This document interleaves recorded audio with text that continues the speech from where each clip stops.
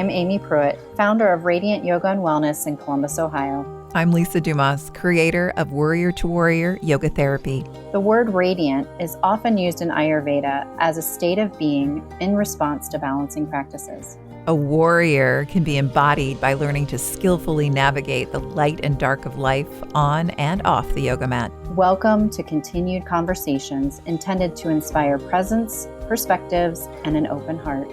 Thank you for being here for another episode of A Radiant Warrior.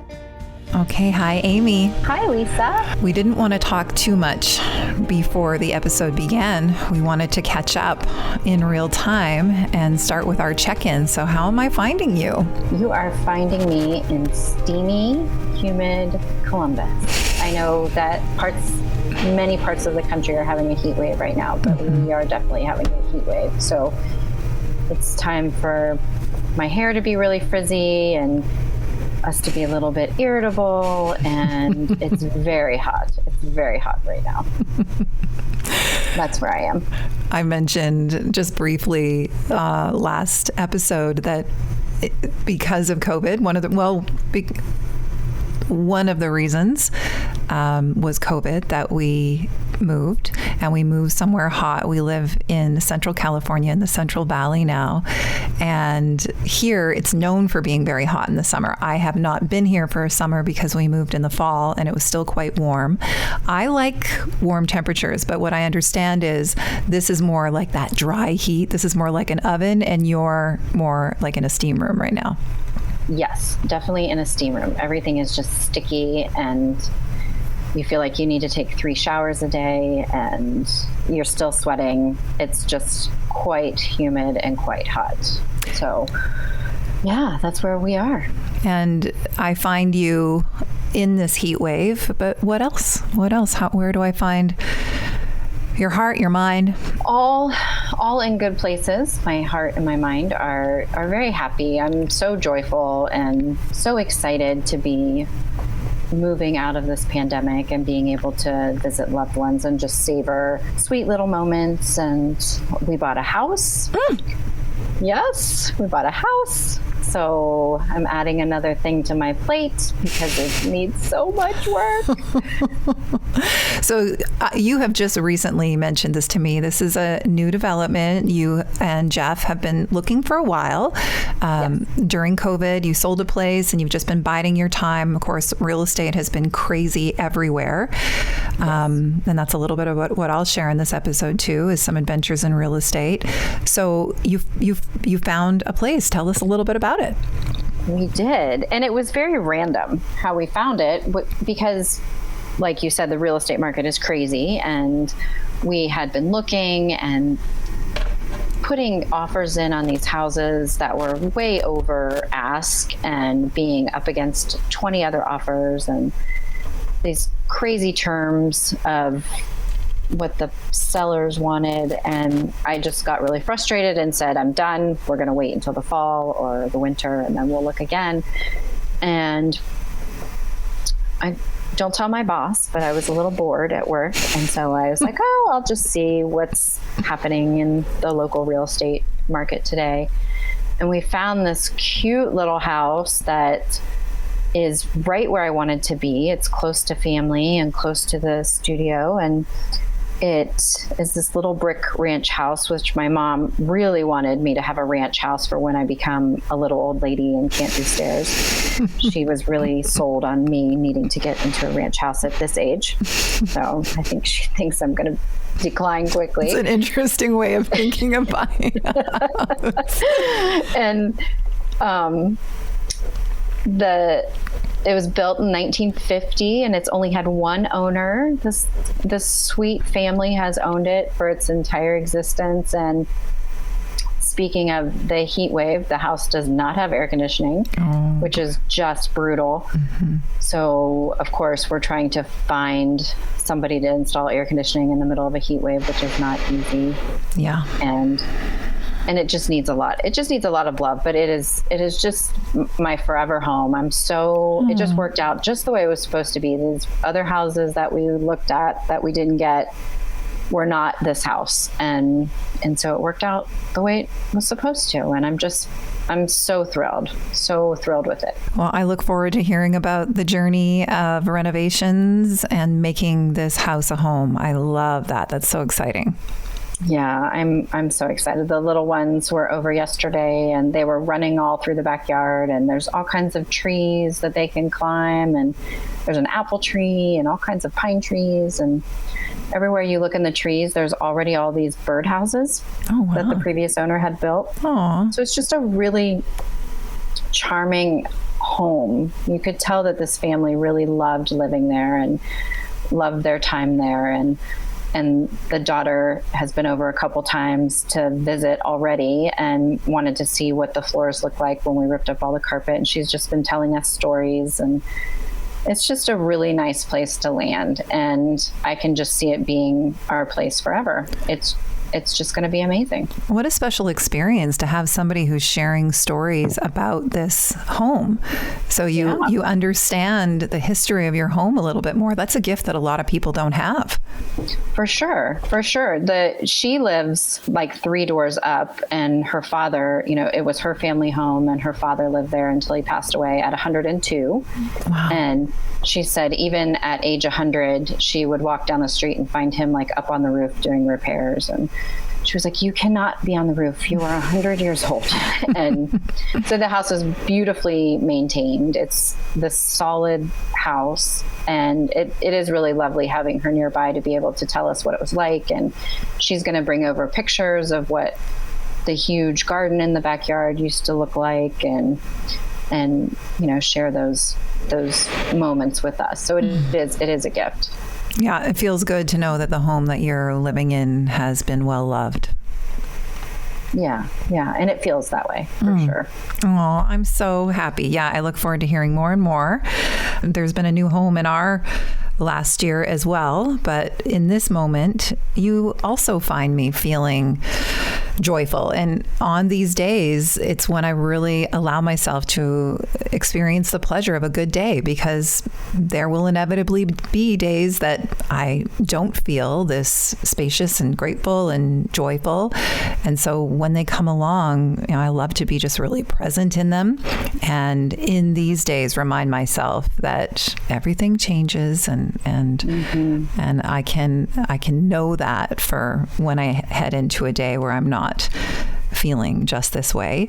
There is a bit of a reason for feeling joyful. I feel a little bit more spacious. I've just finished a project that had a deadline. And, when something has a deadline and you work from home, every spare moment that you have, you're head down and you're working on it. I think that I've mentioned on this show a couple of times that my husband and I come from a broadcasting career. So we were both radio hosts, and we both stayed in the industry in some respects. And for me, that's been doing some voiceover work from time to time and some writing projects from time to time. And one of the businesses that my husband is involved in and helped to found is a podcast company that produces scripted podcasts. And so I just took on a project because they got quite busy of writing a 5-episode scripted series and doing all the interviews for it. So it was really going back into my news anchor days. And I loved it. It was such a wonderful way to spend the last month or so, but it was busy. It was on top of the yoga therapy clients that I have and the classes that I teach, and like the membership program that I have, and I love all of that. And I still love the creativity of writing and using my voice in that way. So it's kind of interesting how that's back in my life, and because it's feeling so good, I'm excited for more.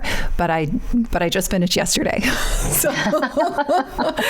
so there's that satisfied, triumphant feeling that you completed something that was a challenge. That was it felt overwhelming at first.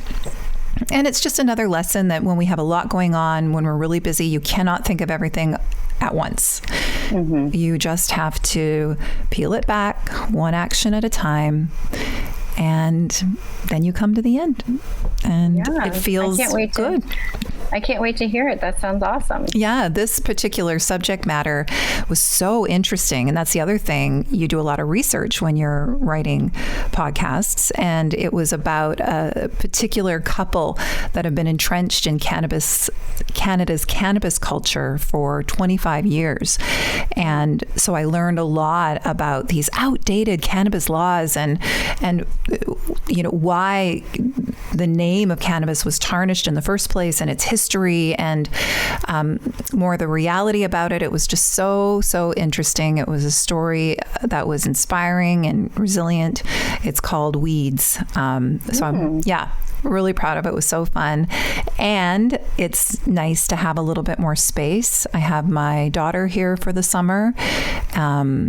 And so I also want to spend as much time with her as I possibly can before she goes off on her next adventure. So it is a joyful day. It is also hot here in the Central Valley, but I've got that kind of figured out. I get up early and I get outside before it gets hot. As long as the big oven-like heat doesn't really set in on hot days until 1 or 2. So I can still happily be outside. I don't mind the heat, so I can still happily be outside until about then. And I like to go on bike rides because you're kind of creating your own wind a little bit. I mean, it's hot wind, but at least once you start to sweat, it cools you down. Yeah. And our community does have a really beautiful pool. So after a bike ride, I get in the water, and I just feel so grateful for all of that opportunity and the opportunity to move my body. And I know how much that supports my mental health. I've known that since I stepped into that yoga room the first time. So all things going in my favor today so far. Good. Yeah. Excellent. So last week we talked about how I had spent the last year and what that was like, and tools or practices and emotions and all the things that 2020 and early 2021 was, that roller coaster of everything that we all experienced. And so this week, we really want to find out about you, Lisa, how you spent the past year and what that was like, and tools or practices that you used, or anything that you want to share with our listeners about your experience over the past year.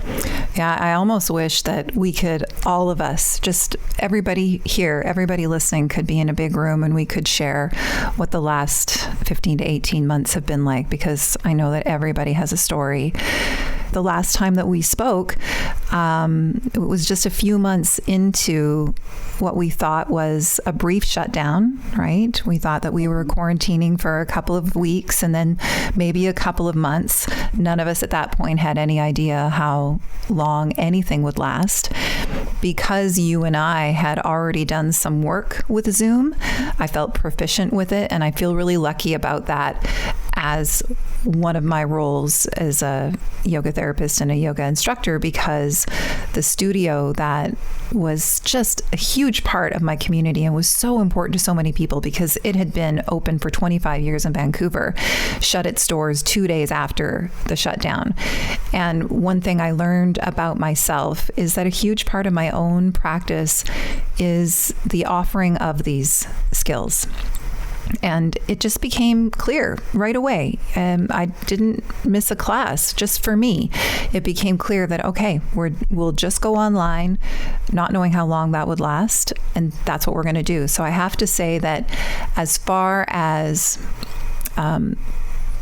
emotional regulation in those first few weeks, that kept me going because it gave me a purpose. And being able to see those people that I had seen every week for so many years, to be able to continue to do that it was just so comforting. And I've just continued, today, in fact, I'll be teaching not only those students that we've been practicing together on Zoom for all this time, but for students from your studio in Ohio. And as much as I know there's nothing like practicing together, I get that, and we can't wait to all gather. It's such a gift to have been able to practice in this way. It's been a gift for me to get to know some of the beautiful students that you have at Radiant Yoga and Wellness in Ohio.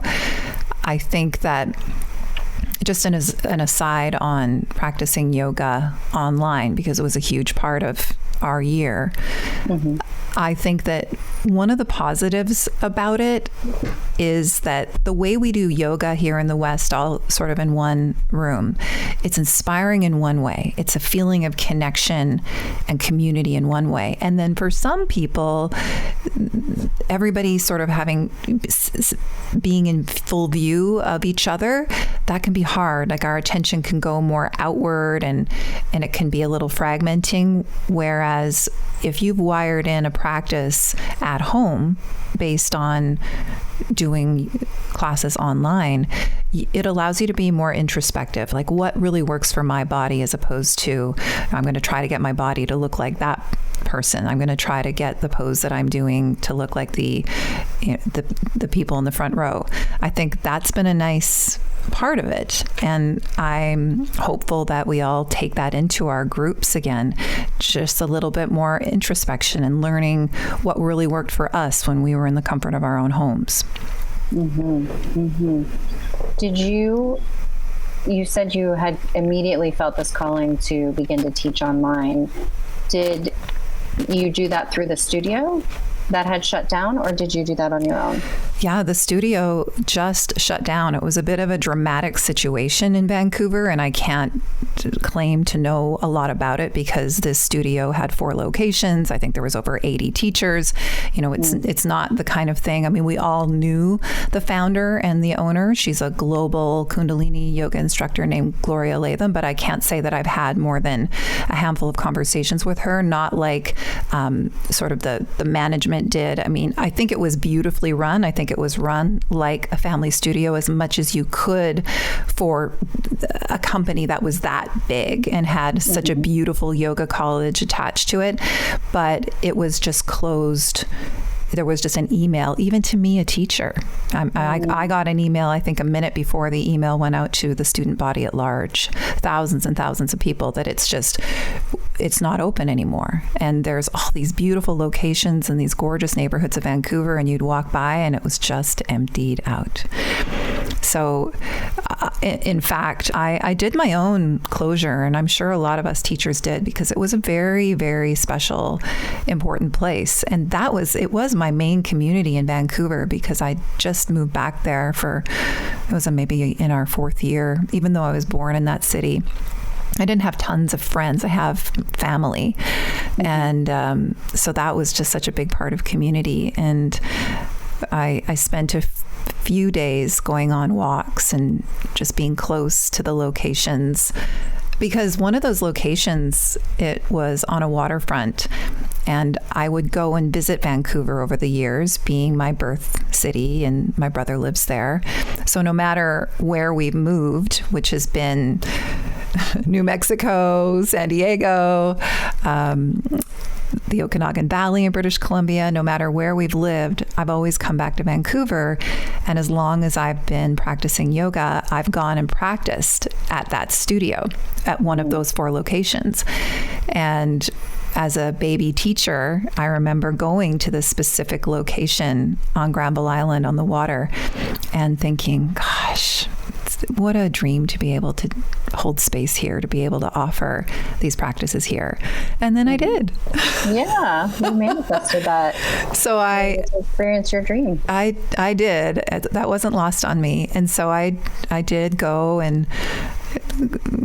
somewhere near that space and say goodbye, because we didn't have an opportunity to say goodbye to each other in that space, or to ever set foot in those spaces again. So I did just start teaching online by myself and connect with the students that I had the best way that we can, right? We have some email addresses, and then through social media, and then just like you did with Radiant Yoga and Wellness, I came up with a way that I hope made it simpler for people to practice, because, it's nice that there is an exchange. We've done decades worth of training. And so when you're putting out an offering, there is some sort of price tag often, sometimes not, but sometimes there is. And, instead of e-transferring or PayPal or whatever, I just created this membership site. And it's called Vibrancy and Tranquility Daily. And I teach weekly there, but I also post a lot of practices that I pre-recorded just so people can do meditations and breath techniques on their own. And that just felt like something that could be useful. And I know I've said that here before. My teacher, Brant, my yoga therapy teacher, he's just always asking us, how can you be useful with what you've learned? And it's certainly not. There are tons and tons of membership programs out there because it is useful. It's nice to have that. I have a few that I'm a member of. And if you have a time when you're practicing at home, you can just search and find the practice that feels right for you. So that's one of the things that I did. I created that. So that was kind of what kept me in my purpose through all of this. And thank goodness, because like many people, there was enormous change afoot in my life. And we know that our brains don't like change. I mean, that's why change can feel so uncomfortable. And I'm glad that I had that information. We had made some plans. What's the saying? We make plans and God laughs, or whatever that saying is. Yeah, I think that's something like that. But my husband and I had made some plans. We had purchased a place that was for our empty nest days in San Diego. We had planned to go back to San Diego. And then when COVID hit, we are very fortunate to have more than one income stream. And that's actually a decision that we both made because of our years in radio, because it's such a tumultuous business, especially since radio stations started to be bought up by big corporations. The announcers that are on the air, they're just numbers now, right? Like, it's not like these big corporations are invested in the community that you might have created or how long you've been on the air. So Cliff and I have witnessed, I don't even think I've ever talked to you about this kind of thing. It's a whole other podcast on its own, but Cliff and I have witnessed management being privy to a sale, and management just coming in and saying the radio station has been sold and having security with them and making all the on-air staff just pack up and leave that moment. And that's it. You lose your job. How traumatizing. Yeah. And so we saw that. We were around that. We've been at radio stations that have been sold, and then suddenly they have flipped formats, and so the announcers didn't fit anymore.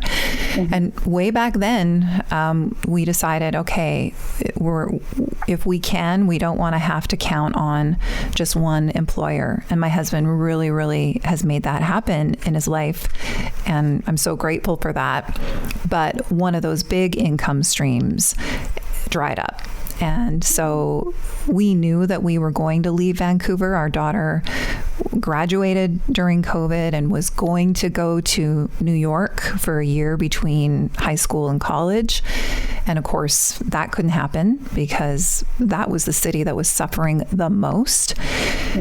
And we had a lot of decisions to make. The pivot was our youngest daughter went to Toronto. Our oldest daughter is there, and she took a year-long college course.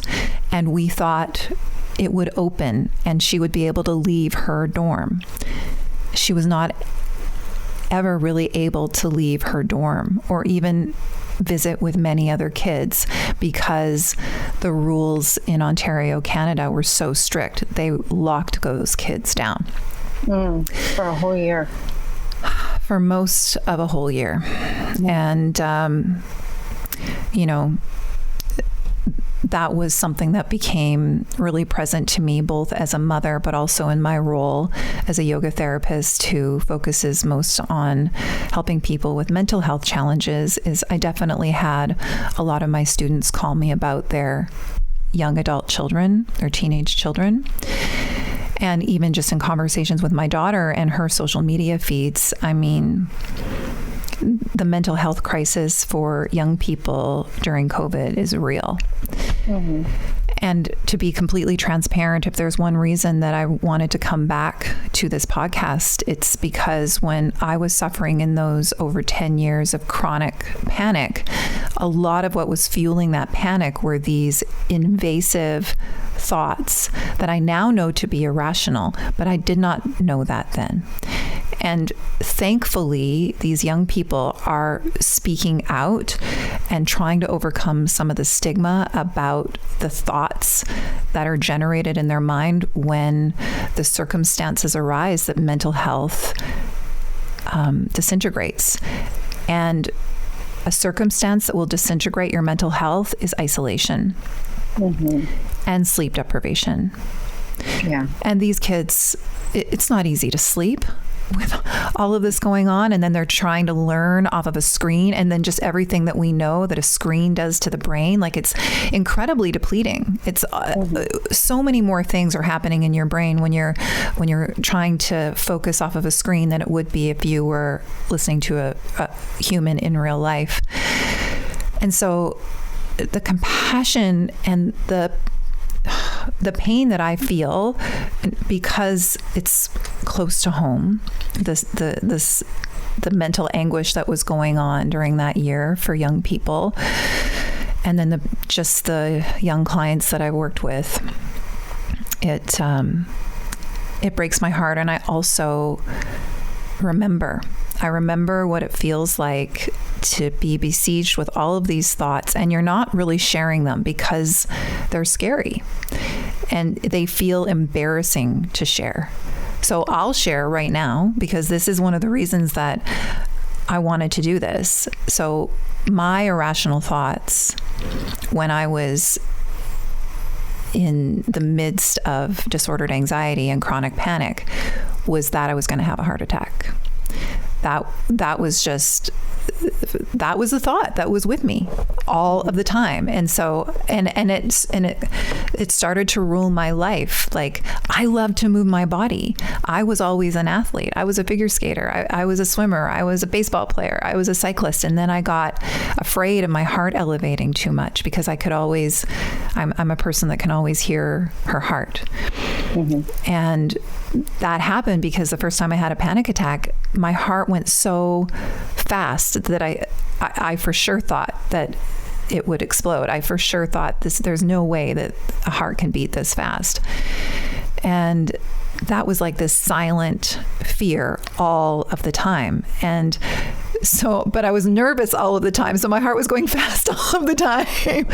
And I can maybe laugh now, but that was hell. And these kids, what they're sharing with me is, fears of not being able to breathe. Like, that's a common fear. Because one thing that happens when we feel anxious is our throat closes up. We've all had that feeling. But then couple that with the thought of, I'm not going to be able to breathe. Like, these are really real fears. Or it's not just anxiety, it's all of these other mental health challenges where invasive thoughts are telling these kids that they're terrible or they're going to do terrible things. Like, that's a whole other facet that is deeply stigmatized, that thankfully for them, if they're plugged in to the right channels on social media, people are talking about it. People are bringing, anxiety disorders and OCD out into the light. But to hear the anguish from these kids that are just trying to hold it all together, that don't want to share these terrible ruminations and terrible invasive thoughts. That's just been a big part of my year in kind of all ways. And all that I'll say to that, if I have anybody listening who's got young people that have been struggling, or somebody has been struggling, look, we all struggle with invasive thoughts, and we all walk around with thoughts that we did not ask for, that we did not generate, and they can create havoc if we don't have the skills to question them, to interrogate them,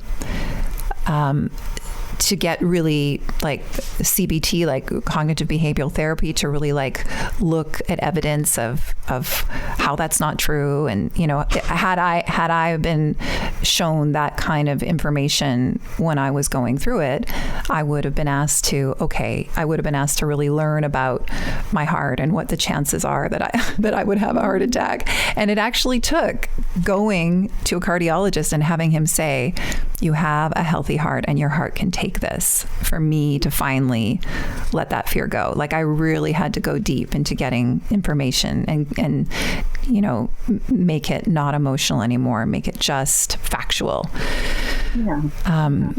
But I just want to say that we all have those thoughts, and these are skills that we can all learn to observe them and recognize that thoughts are not threats. Thoughts are not actions. We are so much more than our thoughts. We are so much more than labels that we are given when we get diagnoses. We're so much more than all of that. And so, I mean, that's been a big part of this year. And that was just like one part of change, because all of this change did end up causing my husband to take an opportunity in radio again. And so we are in California's Central Valley, and we're good with moving. Like, he and I have moved a lot, and we can just make a home wherever we are. But this has ended up to be a really beautiful experience. We were living in Vancouver, and we had chosen to live in a great neighborhood where everything is super walkable. I mean, you had something similar to this when I visited you in Columbus. You want to live close to where the action is. And so, you're sacrificing some space. You're sacrificing maybe some yard space. And that was just totally fine with us. We just wanted to be walkable to everything. I love that lifestyle. It was amazing for my daughter. Kids don't have to drive there. But then in COVID, a lot of people who are city dwellers realized, wow, I'm working from home. I can work anywhere. It might be nice to move somewhere a little less expensive and have some space. Mm-hmm. And that is what it wasn't that we didn't make the decision for that reason, but that has ended up happening. We live somewhere where it's not as expensive as many other places around California, the coastal cities. And so we have a home, and we are the first owners. And when we moved in, everything was a blank slate, and we were able to, just as we were talking about with you, we were able to make this house our home. It is our empty nest. Although our nest is always open to our babe, as is all of ours if we are parents. And we were able to landscape our yard. And I have never been interested in plants. I've never thought I had a green thumb, but in quarantine, it's all about embracing the simple pleasures, right? Right. And I went from thinking that a really good weekend would be scheduling myself. I'm going to meet with friends. I'm going to go to yoga, get reflexology, just like plans. I wanted to go to all the places and not miss a thing. And that has changed so much. I think, like so many of us, the gratitude that I have for a home and to be able to create a place where we have everything that we need. Yeah. And the simple pleasures of tending to my roses. I mean, I think a lot of us can relate. I need so much less than I ever thought I did. All I care about is the health, both physically and mentally, of the people that I love, mm-hmm. or the people that I might be able to be useful for. Like, that's it. Yeah. I love how the casualties of COVID, your beautiful studio was definitely an early casualty of COVID, enabled you to dive so deep into what I see as the work of your life, working with these young people who needed you in that moment when COVID is isolating them and causing their mental health to decline. And this is what you are so passionate about. And so to quickly thrust you into that work to create this membership and reach out to the young people and your voice to them, I know that they inspire you, with their human experience, but you have to be such an inspiration to them too, because you're very honest and sharing your experiences, talking about how you thought your heart would literally stop from what you were feeling. And I think that is so important for them to hear somebody else's experience and to be able to witness the beautiful life that you have, that you give them a vision for their future. So even though that studio came to an abrupt end, I see that as the launching pad for you to immediately be able to move quickly into this next phase of working with these young people. And I can hear in your voice just how much you are so heartfelt in helping them navigate, what they're experiencing. And I think they are also super authentic and brave in how they speak about mental health. And you see Demi Lovato and you see Michael Phelps and they're talking about going to therapy and very much making that, part of your healthy maintenance. And I think for my age group, we didn't talk about that. We just suffered for far too long. And so I really think your work with the young people and their ability to articulate what is happening to them is really inspiring to watch. I do say it here in my household a lot, and to the young people that I work with, if you can find a place to talk about it, get it out of the shadow, get it out of the darkness where it has so much power, especially if, like most of us who struggle with these kinds of issues, we keep it inside all day long while we can be distracted, and then night comes, right? And then that's when it's torturous. It's torturous to lay awake with all of this. And so as much as you can in daylight hours, bring it out into the light and tell somebody that you trust about your thoughts and what you're thinking, or look around a little bit, because what you will find is thousands and thousands of others who have shared thoughts that you thought were incredibly crazy, that made you unlovable, that made you somehow broken or bad. You will find that other people have shared that experience. And that is one of the positives of social media, that you don't have to look too far to find people that you can relate with. So yes, let's just keep talking. And that's what this show is going to be a big part of, is just keeping these conversations going. And then I wonder if you felt this way too, because throughout the pandemic, many of us who had a role to play, we could really distract ourselves with that role. Mm-hmm. We could dive into, this is my purpose, and there's so much processing to be done. Mm-hmm. Yeah. And so I kept, because I have a habit of moving within and asking myself, okay, like, how are you doing? How is all of this landing? I wondered sometimes if I was sort of numbing to just sort of the greater issues that were facing all of us and the fear that was everywhere, because it was also a time when we were all just waking up to so many. So here we are waking up to these horrors in our own mind, but there are very real horrors going on all around the world that we're hearing about consistently, not to mention the very real threat of getting very sick just by being around each other. And I did notice, and I haven't spoken with you about this yet, and especially when it hits close to home, there's a disenchantment. And I sort of went through a process of just being disenchanted. I think that and maybe it's different, and I thought of you a lot because you are there on the front lines and you're seeing the very real aspects of life. Like, it is not hidden from your view.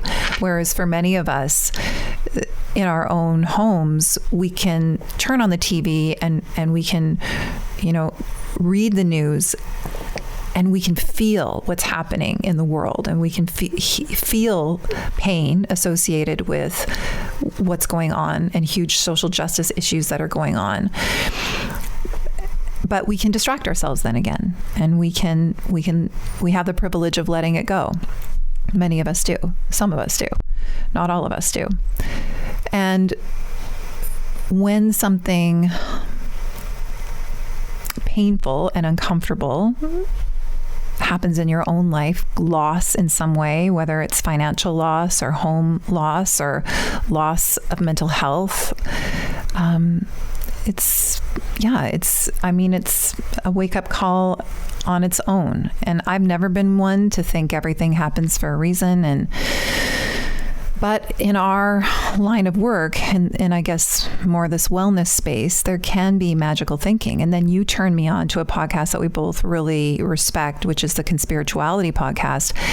And because I haven't gone that deep into social media, I had no idea how much of this wellness world thinks in a way that I guess was incredibly sobering, depressing. Like, I think I went into a little bit of a depression when I first started listening to Conspirituality, just because we're just to really come to the truth of our division in so many ways, of the way that human beings look at the world, and how, me wearing a mask for the reasons that I believe it's the right thing to do, some other people see that as like being a sheep or something. I mean, just all of that, that was all very sobering. Yeah, that podcast, I did very much go down a deep dive with conspirituality and how conspiracy theories have infiltrated these landscapes that you and I navigate in, the yoga world and the wellness world and the holistic world. And you and I both have a very firm footing in, we believe in science. Mm-hmm.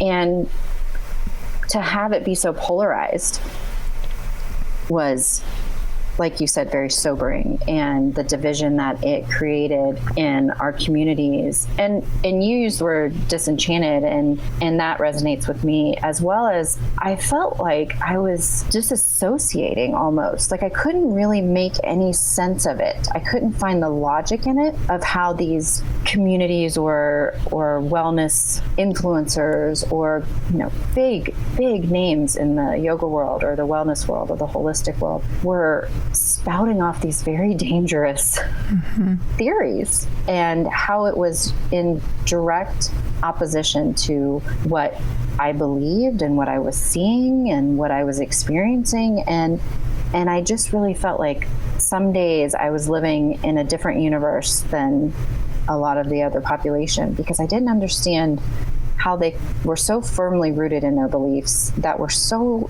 different from what I felt to be true. Mm-hmm. And I still feel that, like I haven't quite reconciled that, everything is opening back up and we're not being confronted with health orders anymore. At least where I live, all the health orders have been lifted. So the masks aren't as prevalent as they were, and the mask mandates are gone. And so you don't have that confrontation anymore.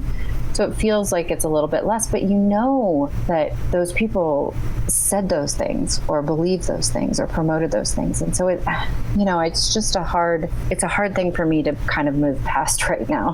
Mm-hmm. And being a parent of somebody who's 19 and is learning about the world and learning about how things work, these social justice issues, I know that just from the young people that I know, that they feel beleaguered. They just feel overwhelmed with the world that they're stepping into. And that does not help everything that we were just speaking about. That does not help their mental health. You were talking about bringing things out into the daylight, and in the recovery world, there's a mantra or a saying that says, our secrets keep us sick. Mm-hmm. And I really believe that. And And I think what you're saying is very similar, that if we can bring things out into the light and share with even just one person what our experience is, how lighter that can feel. And I know you and I both are huge fans of Glennon Doyle. Mm-hmm. And she talks a lot about truth telling and, just telling the truth and what that's like. And I think, again, I think the younger people are much better at that than we are. Sometimes I wanted my daughters to not tell me so much sometimes, but I do think that they are much better than we are at sharing their experience. Well, and now you're just leading it in so beautifully to, on the show, we love to tell stories and then we love to share the practices that we have dedicated so much of our life to, and how maybe they supported us. And when I was navigating disenchantment, I learned that holding many things in your mind at once is helpful, because within my life right now, there are things that I wish were different. And I don't have any control of those things. And within my life right now, there is a lot of beauty and a lot of love and a lot of joy.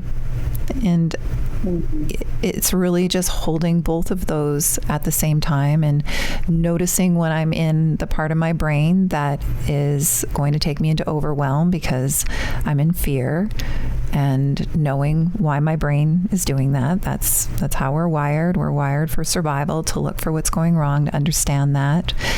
But to know that, there's a time to sit and strategize and do the best that I can with the information that I have, and gather information from all of the places to make choices. And it's not every moment of every day.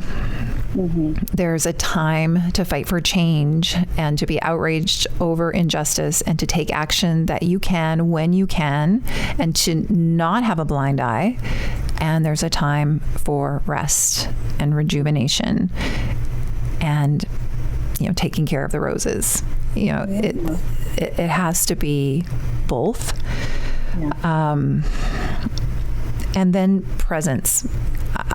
I think I talk about presence so much with the people that I'm with, or my students, because I do think it's one of the most healing states that we can be in, and the most challenging state we can be in until we have the experience of it. And even though there was all of this change, I mean, literally moving back to our other home country, because we are citizens of both Canada and the U.S., because our daughter was born here in the U.S.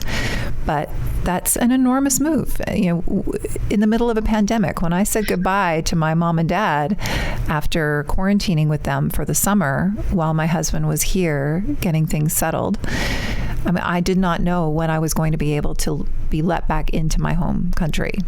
Mm-hmm.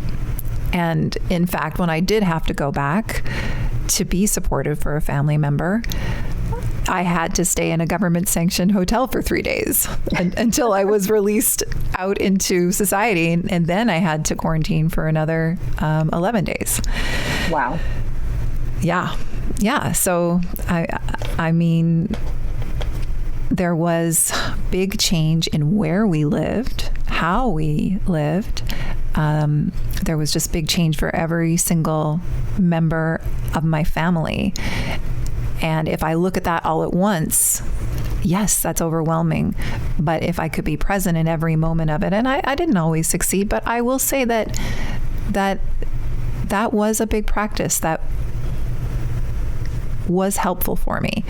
It's just staying present in every moment, because yes, choices were being made and changes were happening, but right here, right now, I'm just here with somebody that I love. We're sharing a meal. We're watching this show, and we all watched a lot of Netflix. And that'll be a whole other conversation. All the shows that we discovered, right. there was still just so many moments to savor. And so looking back, I didn't ever really feel panicked or like a super loss of control. I had big emotion. Oh yeah. big emotion, big resistance. But presence, yeah, just the practice of being present with what is and what is within myself was helpful. And then just going back to embracing joy when we can. And sometimes we do need to distract ourselves. Sometimes we do. But embracing joy because it's our birthright. And even in the most challenging moments, there is usually some beauty. And sometimes we may not be able to see that for days and weeks and months, but we will again. Just like we can have a day that feels awful and everything feels like it's going wrong. And then all of a sudden we'll wake up and we met a deadline and we had time to go for a bike ride, you know? Yeah. Glennon says that life is beautiful. Yes. Brutal and beautiful, both brutal and beautiful. And I think that's exactly what you're saying.